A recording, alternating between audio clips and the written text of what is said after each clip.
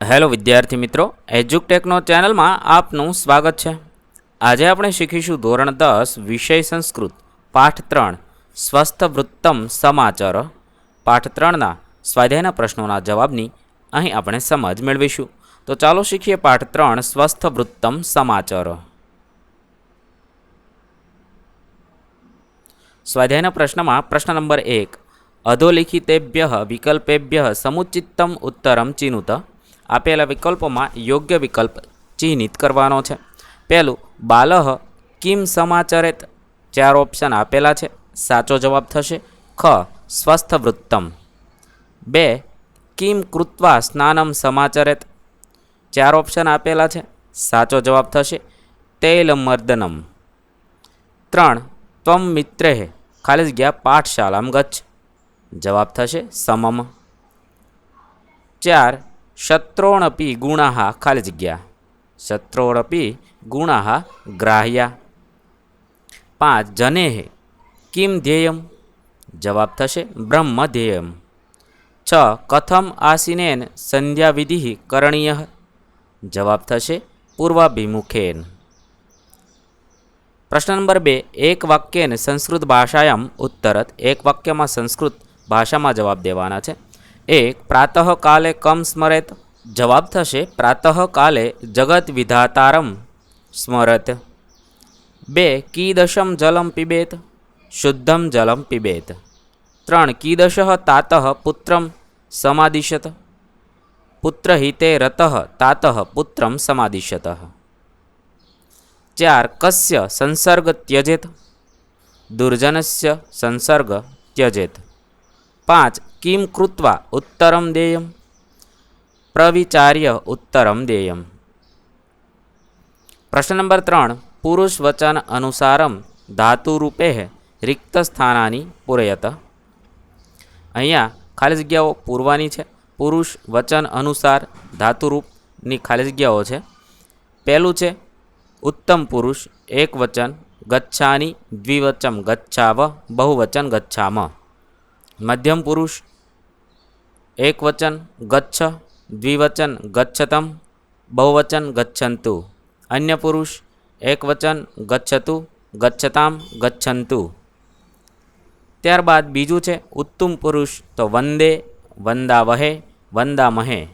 મધ્યમ પુરુષ વંદસ્વ વંદેયામ વંદધ્વમ। અન્ય પુરુષ વંદતામ વંદેતામ વંદતામ।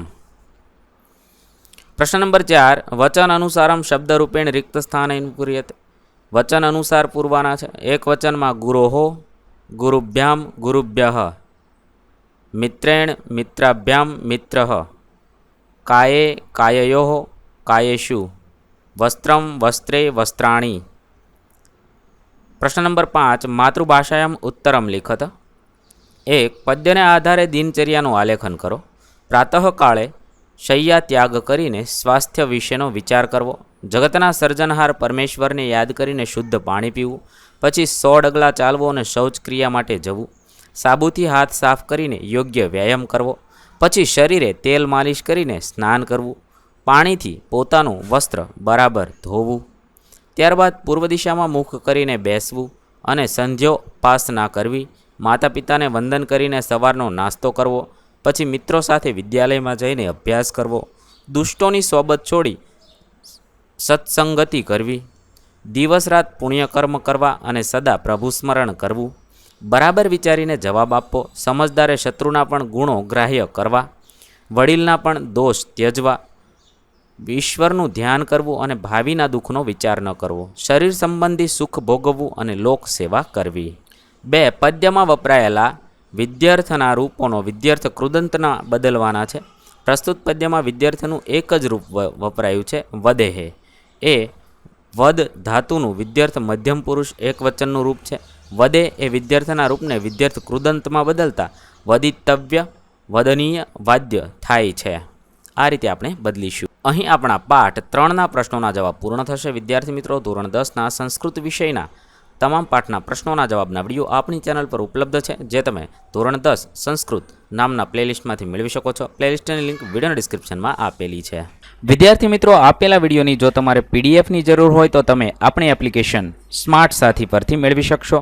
વિદ્યાર્થી મિત્રો, આપણી એપ્લિકેશન સ્માર્ટ સાથી પ્લે સ્ટોરમાં આવી ગઈ છે, જેની અંદર તમે બધા વિભાગ જોઈ શકો છો. તેની અંદર વિવિધ ધોરણ છે. ધોરણ ઉપર ક્લિક કરતાં વિવિધ વિષય ખુલશે.